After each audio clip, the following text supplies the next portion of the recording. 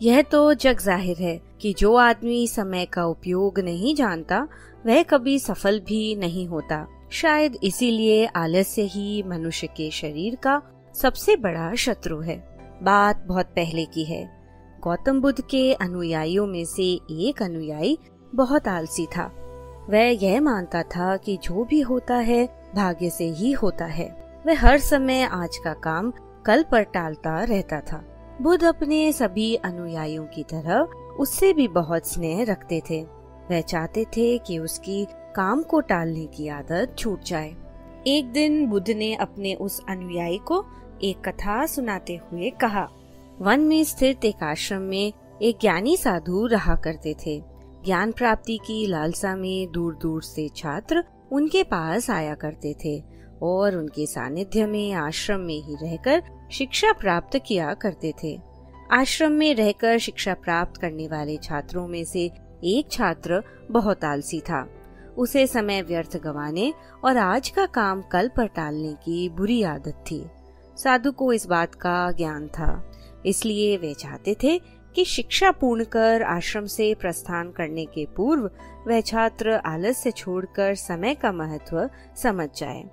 इसी उद्देश्य से एक दिन संध्या काल में उन्होंने उस आलसी छात्र को अपने पास बुलाया और उसे एक पत्थर देते हुए कहा, पुत्र, यह कोई सामान्य पत्थर नहीं है, बल्कि पारस पत्थर है। लोहे की जिस भी वस्तु को यह छू ले वह सोना बन जाती है। मैं तुमसे बहुत प्रसन्न हूँ, इसलिए 2 दिनों के लिए यह पारस पत्थर तुम्हें दे रहा हूँ। इन 2 दिनों में मैं आश्रम में नहीं रहूंगा। मैं पड़ोसी गांव में रहने वाले एक मित्र के घर जा रहा हूँ। जब वापस आऊंगा तब तुमसे ये पारस पत्थर ले लूंगा। उसके पहले जितना चाहो उतना सोना बना लो। छात्र को पारस पत्थर देकर साधु अपने मित्र के गांव चले गए। इधर छात्र अपने हाथ में पारस पत्थर देख बड़ा प्रसन्न हुआ। उसने सोचा कि मैं इसके द्वारा इतना सोना बना लूंगा कि मुझे जीवन भर काम करने की आवश्यकता नहीं रहेगी और मैं आनंद पूर्वक अपना जीवन व्यतीत कर पाऊंगा। उसके पास 2 दिन थे। उसने सोचा कि अभी तो पूरे 2 दिन शेष हैं। ऐसा करता हूँ, एक दिन आराम करता हूँ, अगला पूरा दिन सोना बनाता रहूंगा। इस तरह एक दिन उसने आराम करने में बिता दिया।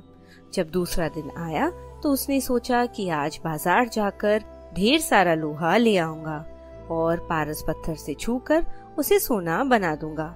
लेकिन इस काम में अधिक समय तो लगेगा नहीं, इसलिए पहले भरपेट भोजन कर लेता हूँ, फिर सोना बनाने में जुट जाऊंगा। भरपेट भोजन करते ही उसे नींद आने लगी। ऐसे में उसने सोचा कि अभी मेरे पास शाम तक का समय है, कुछ देर सो लेता हूँ। जागने के बाद सोना बनाने का काम कर लूंगा। फिर क्या, वह गहरी नींद में सो गया। जब उसकी आंखें खुली तो सूर्य अस्त हो चुका था और उसके साथ ही 2 दिन का समय भी पूरा हो गया था। साधु आश्रम लौट आए थे और उसके सामने खड़े थे। साधु ने कहा, पुत्र, सूर्यास्त के साथ ही 2 दिन पूरे हो चुके हैं। अब तुम मुझे वह पारस पत्थर वापस कर दो।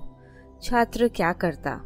आलस के कारण उसने अमूल्य समय व्यर्थ गवा दिया था और साथ ही धन कमाने का एक सुअवसर भी।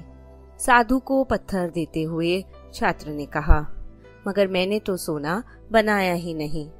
इस पर साधु बोले, तुम जैसा आलसी आदमी जीवन में कभी भी कुछ नहीं कर सकता।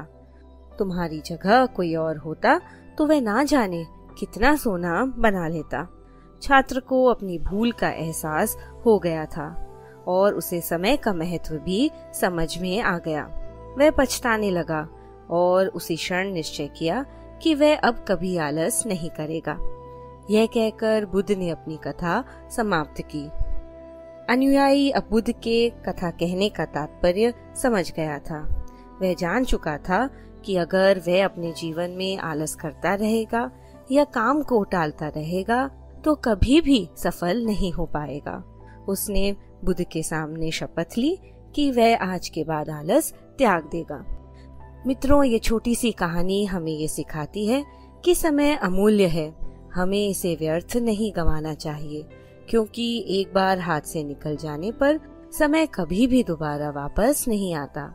और अगर हम जीवन में उन्नति करना चाहते हैं तो आज का काम कल पर टालने की आदत हमें छोड़ देनी चाहिए। हमें कमेंट करके जरूर बताएं कि आपको ये कहानी कैसी लगी।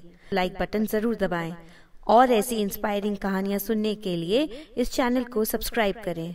नई कहानियों के नोटिफिकेशन के लिए बेल आइकन दबाना ना भूलें।